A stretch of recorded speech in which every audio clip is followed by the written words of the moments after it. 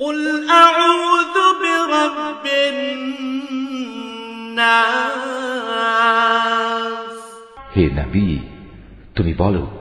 আমি আশ্রয় চাই মানুষের মালিকের কাছে, ملك الناس আমি আশ্রয় চাই মানুষের আসল বাদশাহর কাছে, إله الناس আমি আশ্রয় চাই মানুষের একমাত্র মাবুদের কাছে, من شر الوسواس الخناس আমি আশ্রয় চাই কুমন্ত্রণা দানকারীর অনিষ্ট থেকে, যে প্ররোচনা দিয়েই গা ঢাকা দেয়, الذي يوسوس في صدور الناس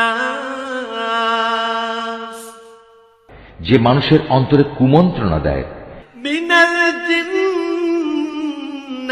والناس জিনদের মধ্যে থেকে হোক বা মানুষদের মধ্যে থেকে হোক, তাদের অনিষ্টের হাত থেকে আমি